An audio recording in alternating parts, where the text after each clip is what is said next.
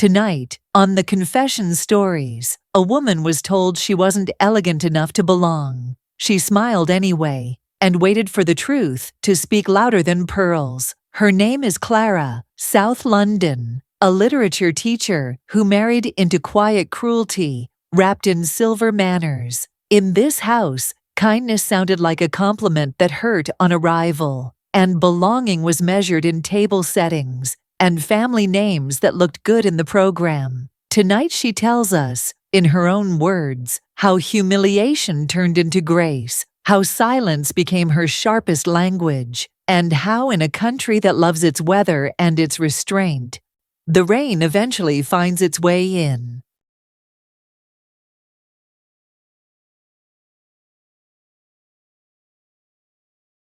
My name is Clara.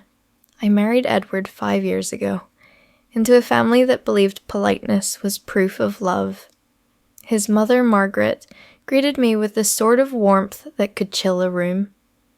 "So lovely to finally meet the woman who makes our Edward smile," she said. Her eyes scanned my cardigan, my shoes, everything but my face. I teach literature at a comprehensive in South London. Teenagers who make metaphors out of broken umbrellas and late buses. I love it, even on days when the staff room kettle wheezes like an old man and the copier refuses to believe in paper. I go home with ink on my fingers and poems in my bag. Margaret ran charity luncheons and spoke about art as if it were oxygen. The first time I visited her house in Surrey, the rose garden looked like it had been groomed by angels with secateurs. Family portraits lined the hall in gold frames, ancestors who had the confidence to stare. I caught my reflection in the glass and looked like a woman who'd come to fix the Wi-Fi. We were polite, both of us. For years, I mistook politeness for peace. There was the matter of our wedding. Edward and I had a civil ceremony at the register office near Clapham Common. I wore a simple dress the colour of early fog. He wore a navy suit that finally forgave his shoulders for being narrow. Afterwards, we ate lemon drizzle cake and took the tube home, my bouquet resting on my lap like a sleeping cat. I told Margaret about it once, over tea. She blinked carefully. How efficient. I felt the words settle in my chest like cold silver. When Edward's younger brother announced his engagement, Margaret almost glowed. Sophie, the fiancée, worked in finance, came from a good family, as Margaret repeated at least 5 times that night. We all had dinner together at the house with the garden that made Surrey living once. Sophie arrived in a cream coat, the kind of thing that never sees the tube. She smelled like Joe Malone and Clean Beginnings. Margaret poured her wine before anyone else's. "Clara teaches," Margaret said, smiling. "Such a noble calling. We all need dreamers, don't we?" The table laughed, softly, kindly, and completely at my expense. I smiled too, because in Margaret's world, dignity meant not flinching when insulted. Over dessert, Sophie described the wedding at her family's estate. "We'll have a string quartet by the lake," she said, the words floating like ribbons. Margaret's hand brushed her cheek as if she'd already been adopted. "A proper English celebration," she murmured. Then she turned to me. "You had a civil ceremony, didn't you, dear?" How efficient. That word again. A verdict delivered with a smile. When I got home that night, I stood at the kitchen sink and watched the rain soften the lights of the block opposite. London has a way of making you feel small and forgiven at the same time. Steam rose from the kettle and fogged the window. I traced a circle in the condensation and wrote my name inside it. Somewhere between their laughter and my silence, I realized I would never belong. Not to their idea of belonging. I belonged, perhaps, to the people who kept going, even when the cutlery judged them. On the 176 bus the next morning, I watched a man in a paint-splashed jacket offer his seat to an old woman who refused it with pride. A girl practiced lines from a play into her phone screen, her whispers bright as tinsel. The city didn't ask me to be elegant. It just asked me to be on time. I arrived at school damp around the edges and happier for it. My year 10s handed in essays that smelled faintly of chips. One boy compared love to waiting for your stop and missing it on purpose. I gave him an A and a smile that felt like belonging. The rehearsal dinner was held at Margaret's house, the one with the rose garden that made the magazine. She had the caterers in, the white linen, the silver polished bright enough to see your reflection and wish you were someone else. Before we left the flat, I stood in front of the mirror with 3 dresses on the bed. A navy tea dress, a green one with a shy collar, and a black that seemed to apologize for existing. I chose the green. It looked like I might be asked to pour tea in it, which, in that family, felt like a promotion. Edward kissed my shoulder. "You look lovely." He meant it. He always did. Sometimes love is simply a man who looks at you as if you've rescued him from himself. We arrived early, carrying a Marks & Spencer cake she hadn't asked for. "How thoughtful," Margaret said, pausing. "We already have dessert, but perhaps the staff can enjoy it later." A small death performed with admirable grace. Sophie swept in 20 minutes later, kissed Margaret on both cheeks, very European, very confident. "Darling, you look divine," Margaret said, brushing invisible dust from Sophie's sleeve. Then she looked at me. "Clara, you look comfortable." I smiled, because it was either that or let the cutlery see me bleed. During dinner, Margaret told a story about how Sophie had revitalized the charity's fundraising with a modern flair. "We do need young women who appreciate presentation," she said. Her eyes didn't leave my cardigan. The vicar's wife laughed. "Clara's quiet grace is refreshing, though." Margaret smiled. "Yes, she's always been steady, like a shelf or a table, useful, never admired." Edward reached for my hand under the table. His thumb drew circles, apology written in skin. The room smelled of rosemary and someone else's certainty. Forks chimed against china like polite bells. I thought of my classroom's plastic chairs and the way the afternoon light forgave them. I thought of belonging as a verb, not a place. When the toast came, Margaret stood. "To Sophie," she said, raising her glass, "for bringing elegance, and perhaps a touch of sparkle, into our family." A pause.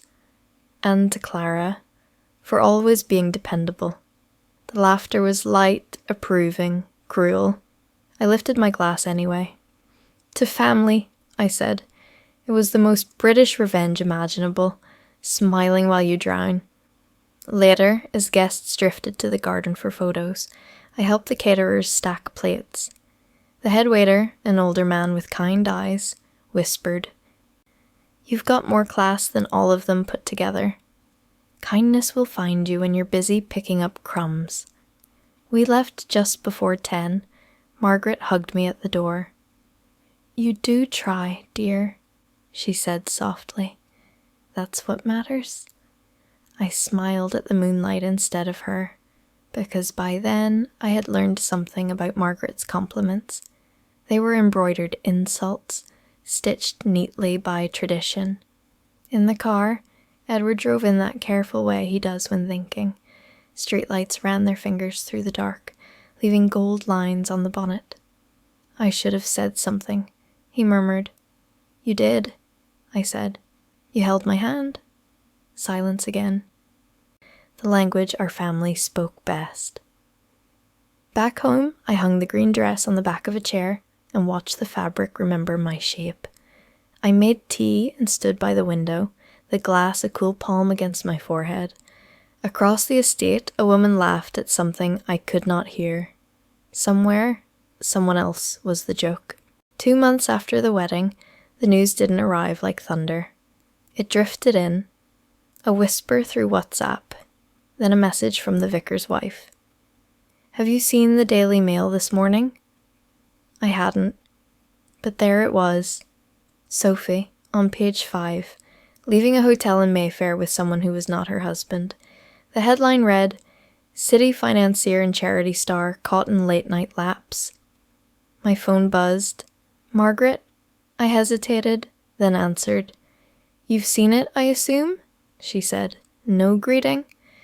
"They're saying it's a misunderstanding." Her voice cracked, not from sorrow, but from disbelief that her family could appear in print for the wrong reasons. "I'm sorry," I said softly. "People will forget soon." "Not in Surrey," she whispered. That evening, Edward poured 2 glasses of wine and didn't mention it. Silence has a way of wrapping around British houses when shame arrives. We ate pasta and watched the weather. The forecast promised rain with confidence. At school the next morning, my colleagues avoided the topic, but not their glances. They all read the mail. Everyone does, even if they pretend not to. In the staff room, someone said, "Did you see?" to someone else, and they both nodded like church mice, pretending not to be at a feast. I made tea, stirred it clockwise, and decided not to read the article again. Gossip moves through British suburbs like drizzle, softly, everywhere. At the hairdresser, women lowered their voices to lift the story higher. On the WhatsApp group titled "Surrey Mums, Culture and Cakes," a link appeared with the caption, "So unfortunate. Unfortunate. A word that places a lace doily under disaster." Margaret cancelled her luncheon club that week. I brought over soup. Out of habit, more than affection. She opened the door in a cardigan I'd never seen before. Plain, grey, the sort I would wear. "Thank you, Clara," she said. "No, dear, just Clara." We sat in her kitchen, the same table where she once corrected my posture while I poured tea. Now her hands trembled slightly as she stirred sugar. "She's gone to her parents," Margaret said. "The press are outside their gate. It's dreadful." Then, after a long pause, "You always kept yourself out of trouble." I wanted to tell her it wasn't about trouble. It was about truth. But I simply said, "Some of us don't need to sparkle to be seen." She looked at me, properly, for the first time. "You were good for Edward," she whispered. "I didn't see it then." Outside, the church bells started. It was Thursday. The sound folded the afternoon in 2. I remembered our civil ceremony and the way the registrar's pen had scratched quietly but permanently. Paper is unimpressed by performance. On my way out, I passed the rose bushes. They looked less symmetrical, as if shame had messed their parting. At the gate, Margaret called after me. "Clara," a pause, "would you join us for Sunday lunch?" I smiled without turning back, because forgiveness, I realized, often begins in the faint cracks of embarrassment. The days between Thursday and Sunday moved like someone else's shoes. Sophie went quiet online. Her last post, champagne, a caption about finding your people, collected comments that aged badly overnight. I did not gloat. I wish I could say it was virtue. Mostly it was fatigue. The morning after Margaret's invitation, London woke under drizzle, that soft kind of rain that never quite falls, just lingers. I sat by the kitchen window with my tea, the kind that steams slower in autumn. Edward was reading The Guardian, pretending not to check for another article about his brother. Silence again, the language our family spoke best. "Mum wants us for lunch on Sunday," he said at last. "You don't have to go if it feels strange." "It's all right," I said. Some truths deserve to be sat with, even over roast potatoes. On Sunday, Margaret's table looked smaller somehow. The family silver had lost its arrogance, the roses, their symmetry. Sophie wasn't there, still in hiding, I suppose. The chair that would have been hers held a folded napkin like a small white flag. Margaret served lamb herself, hands steady this time. "I've cancelled next month's gala," she said. "People will talk," Edward murmured. "Let them," she replied. "I've grown tired of pretending perfection." I looked at her. Really looked. For the first time, I didn't see her as my mother-in-law, but as a woman who'd finally stopped performing. Maybe that was her apology. After lunch, she walked me to the gate. The sky had cleared just enough to show a fragile blue. "You're stronger than I thought." "Clara," she said. "No," I said, just quieter. She nodded, as if she finally understood the kind of strength that doesn't need to be seen. That evening, Edward and I walked by the Thames. The city lights blurred on the water, like secrets half forgiven. We passed a couple arguing softly in French, a boy flicking stones, a woman singing to her dog as if it had paid for the concert. London forgives you by distracting you. "Do you think people can change?" Edward asked. "Sometimes," I said. "Sometimes they just get tired." He put his arm around me. We walked in step for once. At home, I wrote in my journal, a habit left over from being a girl who loved other people's stories. I wrote that belonging is not a room you're invited into, but a chair you carry with you and place wherever you decide to sit. I thought about Sophie, about Margaret, about the way families build castles out of appearances, and how easily rain finds its way in. Sophie would resurface one day, curated and forgiven by the same people who enjoyed the fall. Margaret would host something again, and the seating plan would look like diplomacy. Edward would keep being kind, and I would keep teaching children who turn the weather into literature. Some stories don't end with applause. They end with understanding, and some truths don't sparkle. They just stay. If you're listening to me and thinking of your own table, your own careful voices, your own seat that was never quite yours, I hope you know that being steady is sometimes how grace survives.